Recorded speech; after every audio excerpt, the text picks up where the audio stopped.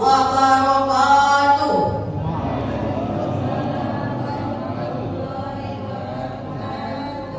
Alhamdulillah, alhamdulillahirabbil alamin, wa bihi nasta'in ala umuri dunya waddin. Asyhadu an la ilaha illallah wa asyhadu anna Muhammadan abduhu wa rasuluh. La nabiyya ba'da. Faqala Allah fil Qur'anil Karim, a'udzu billahi minasy syaithanir rajim.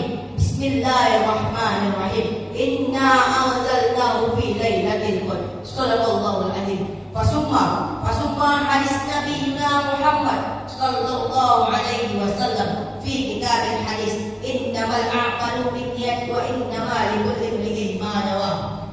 Pertama-tama marilah kita panjatkan puji dan syukur kita kepada Allah Subhanahu wa taala, yang mana Allah telah memberikan kita begitu banyak nikmat sehingga kita dapat berkumpul di masjid ini dan ini. Selawat bertangkaikan salam, berpucukkan rindu, berakarkan kasih sayang kepada Ruh junjungan alam, yakni putranya Abdullah wa hadinya Siti Aminah, Habibullah kasihnya Allah, yang mana ia telah rela bermandikan darah, berhujankan anak panah, berselimutkan pedang. Demi apa wahai saudara-saudara? Demi tegaknya satu kalimat tauhid bil lafzi la ilaha illallah Muhammadur Rasulullah sallallahu alaihi wasallam. Maka pantaslah kita sebagai umatnya memberikan sepotong doa yang singkat dalam lisan, yang ringkas dalam ucapan, insyaallah wala timbangan yaumil mizan, bil lafzi Allahumma salli ala sayyidina Muhammad wa ala ali sayyidina Muhammad.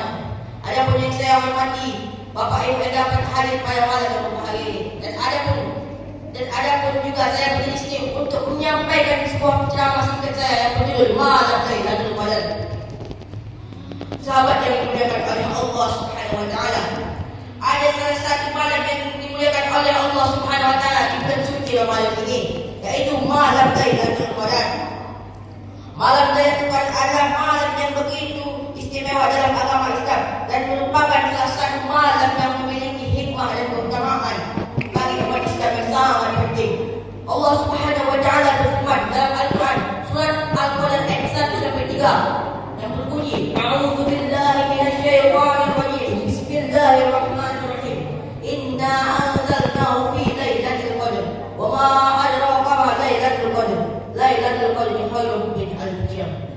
Sungguhnya kami telah menurunkan Al-Quran pada malam Lailatul Qadar. Dan tahukah kamu apakah malam Lailatul Qadar itu?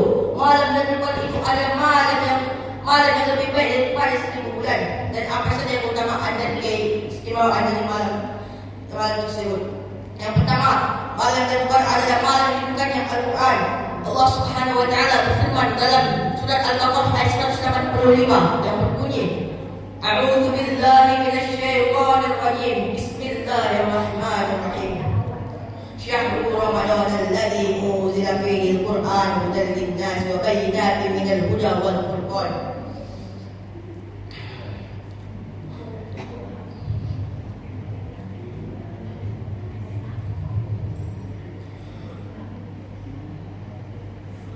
Adalah bulan Ramadan di dalam yang diturunkannya salah satu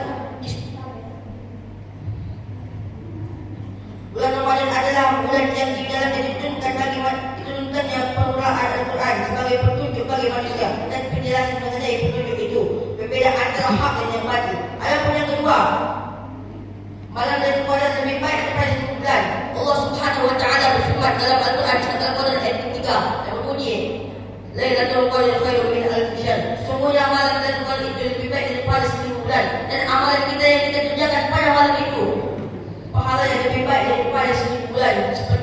Seperti kita bersedekah pada malam itu, solat sunnah malam, mengaji, maka pahalanya berlipat ganda menjadi 1000 bulan.